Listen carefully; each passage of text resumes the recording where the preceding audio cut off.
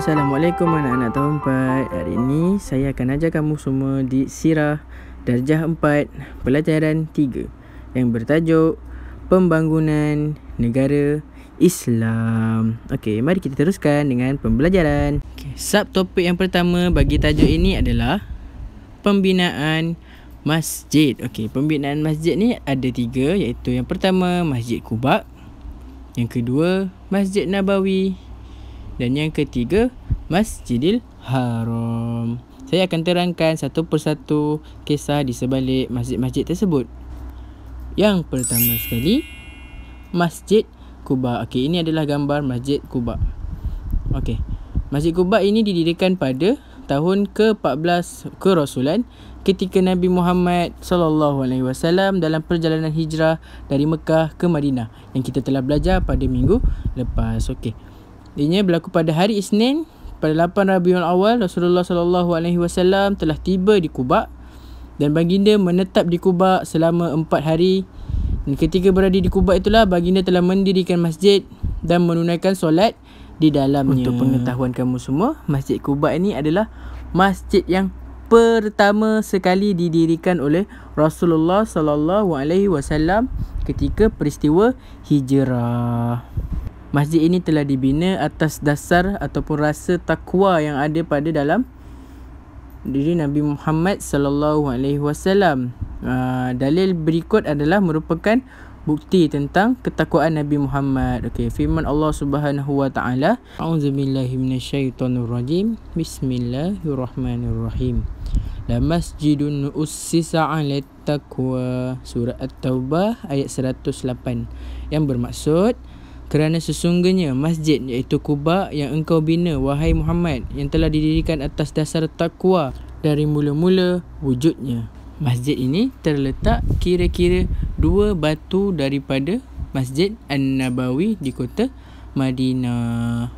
2 batu itu adalah jaraknya lebih kurang 3.22 kilometer. Okey, satu lagi fakta penting, Masjid Quba ini terletak di belakang rumah Saidina Ali. Jadi ketika Nabi Muhammad sampai ke rumah Saidina Ali ataupun melawat Saidina Ali, baginda akan menunaikan solat sunat ataupun solat fardu sementara menunggu Saidina Ali bersiap-siap.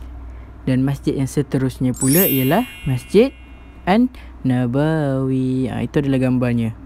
Okey, Masjid Nabawi ini merupakan tempat suci kedua. Saya ulang, tempat suci kedua bagi umat Islam.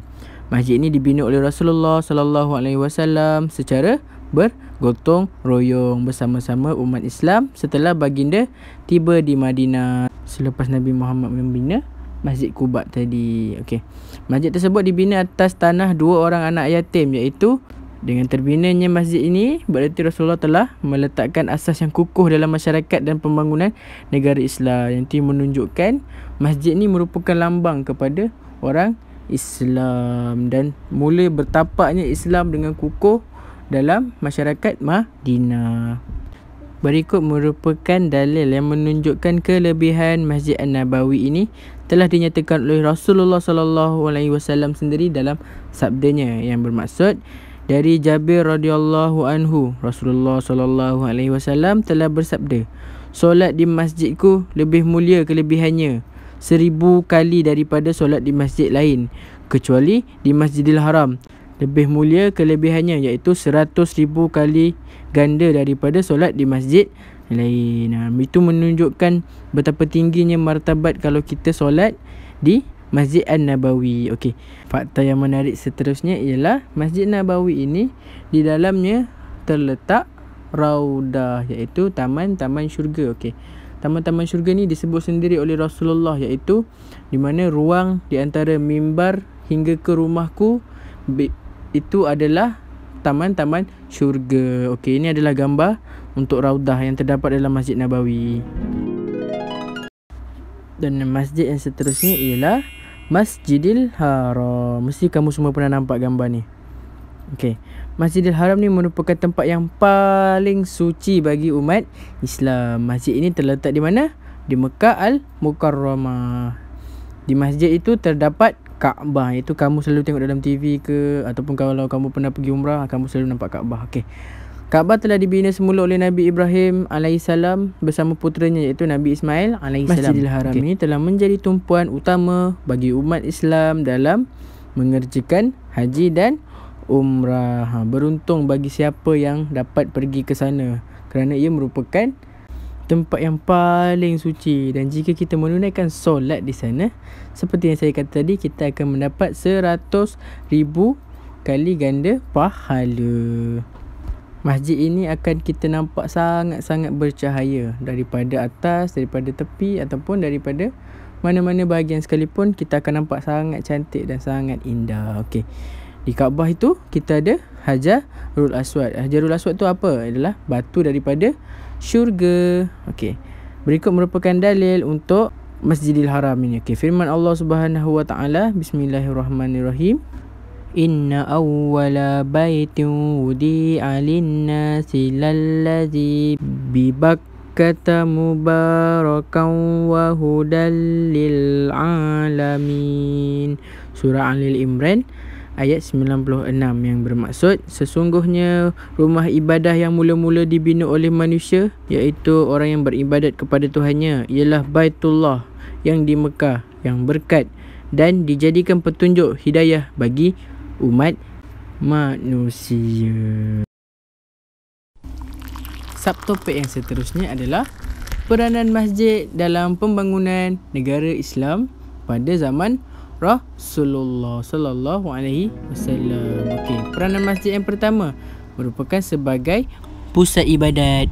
Untuk pengetahuan kamu semua, pada zaman Rasulullah, segala jenis solat umat Islam akan lakukan di masjid, iaitu solat fardu, solat Jumaat, solat sunat, solat jenazah, bacaan Al-Quran, zikir, doa dan sebagainya. Peranan masjid yang kedua pula ialah pusat kemasyarakatan.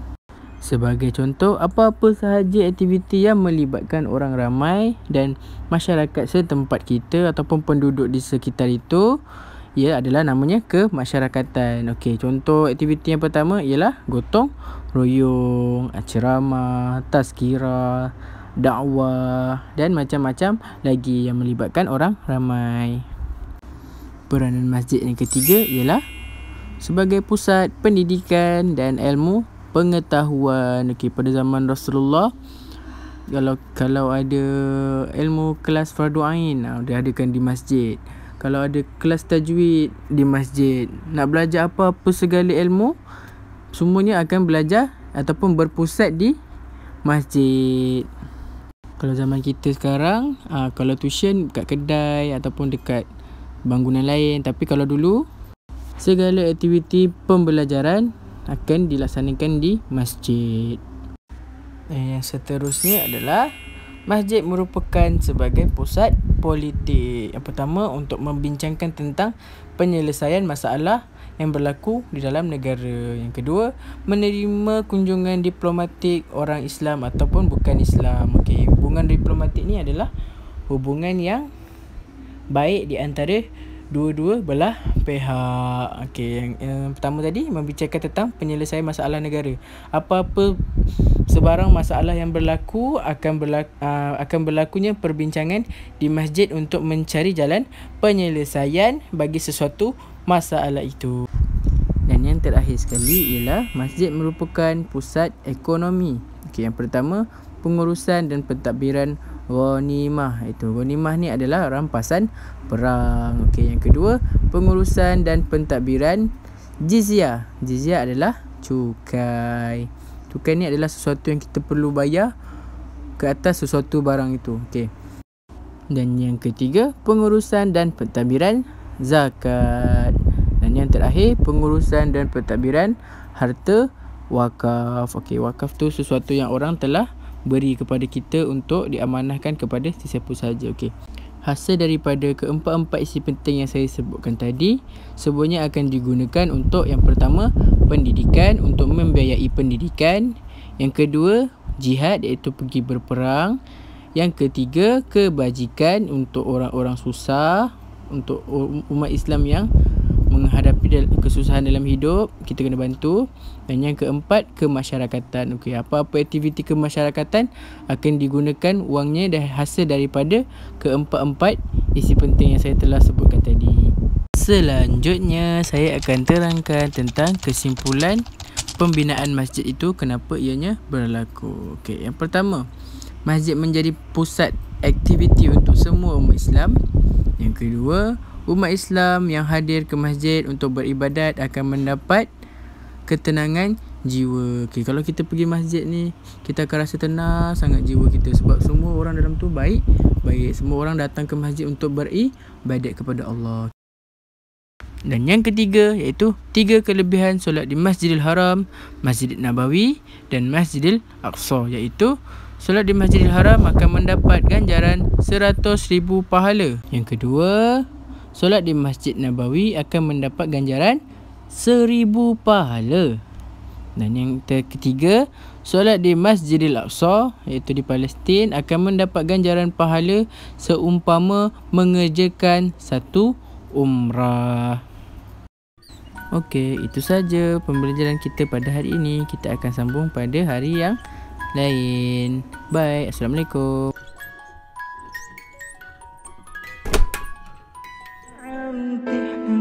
لم تسد الأيام وين الشمس وفوف الحمام يا على